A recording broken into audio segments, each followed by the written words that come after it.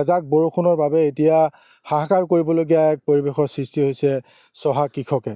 মই বৰ্তমান উপস্থিত আছোঁ নাৰায়ণপুৰৰ শিমলগুৰিৰ বালিকুছিত এতিয়া কৃষক ৰাইজে হাহাকাৰ কৰিবলৈ এক পৰিৱেশৰ সৃষ্টি হৈছে। সামগ্ৰিক পৰিৱেশটো ভিডিঅ' জাৰ্নেলিষ্টক দেখাবৰ কাৰণে আহ্বান জনাইছোঁ।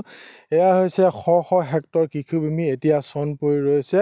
এডৰাও মাটি আচলতে ৰুব পৰা নাই। যিসমূহ কঠীয়া সিঁচিছিলে সেই কঠীয়াসমূহ এতিয়া পানীৰ অভাৱত শুকাই গৈছে আৰু আচলতে ৰঙচুৱা হৈ পৰিছে।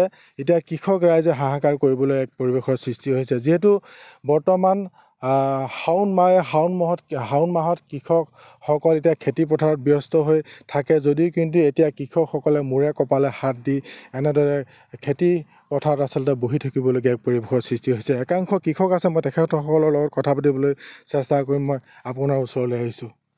অতি দুখৰ বিষয়, এজাক বৰষুণৰ অভাৱত এনেদৰে আপোনালোকে কৃষি কৰ্মৰ পৰা আচলতে বিৰত থাকিবলগীয়া এক পৰিৱেশৰ সৃষ্টি হৈছে। কি ক'ব, কেনেকুৱা ধৰণৰ সমস্যা হৈছে?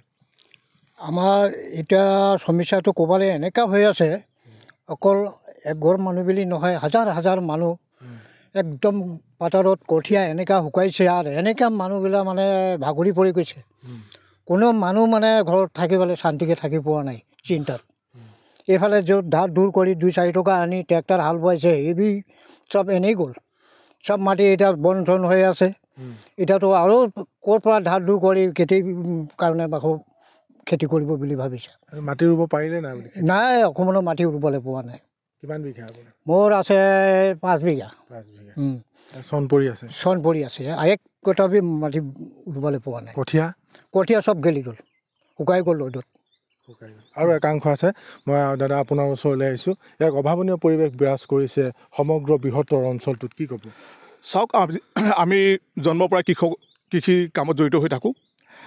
ইয়াত আপোনালোকে আহি দেখিলে হাজাৰ হাজাৰ বিঘাৰ মাটি আজি ইয়াত চিয়ালফাট দিলে। কঠীয়া পথাৰৰ কঠীয়া গোটেই জ্বলি গ'ল।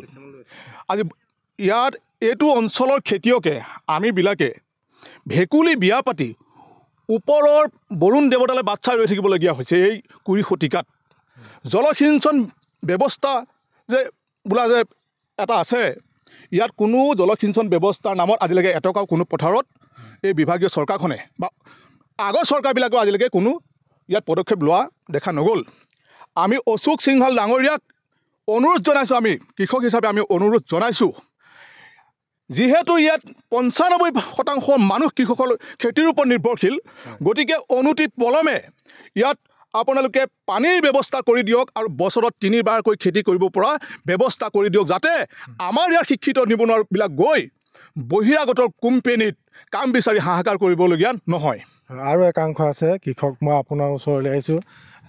কি ক'ব, আচলতে খেতি কৰিব পাৰিছে নাই পৰা? কি ক'ব, খেতি কৰিবলৈ কঠীয়া সিঁচিলোঁ। এতিয়া আপোনাৰ বৰষুণ নাই, আমি এতিয়া পথাৰত মানে ৰৈ আছোঁ। বৰষুণ আহিব, খেতি কৰিম। খেতি কৰিবলৈ আমাৰ এতিয়া পানী নাই।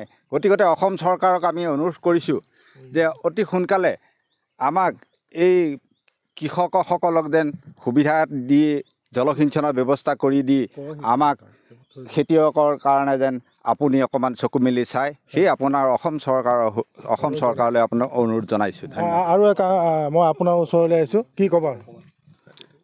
আপোনালোকে সকলোখিনি দেখিছে আমাৰ কৃষকৰ দুখ দুৰ্গতি। আমি 1-2 টকা ক'ৰবাৰ পৰা ধাৰ ধুৰ কৰি আনি আমি হাল কোৰ বাই এতিয়া মাটি ৰুব পৰা নাই।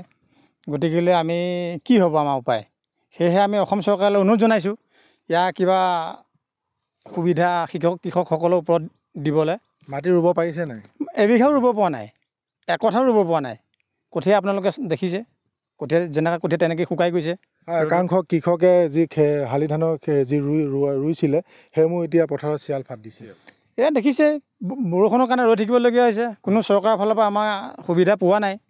আজি নাই কোনোবা পানী কিবা মটৰৰ পৰা ধৰি যিমানখিনি একো আমি পোৱা নাই, একোৱে পোৱা নাই তাৰমানে। আৰু আমাৰ অঞ্চলত প্ৰায়খিনি খেতিয়কে পোৱা নাই বুলি আমি অনুভৱ কৰোঁ। হয়, ইতিমধ্যে সকলোৱে এটা কথা অৱগত কৰিছে যে এতিয়া পানীৰ অভাৱত আচলতে এনেদৰে তেখেতসকল কৃষি কৰ্মৰ পৰা বিৰত থাকিবলগীয়া পৰিৱেশৰ সৃষ্টি হৈছে।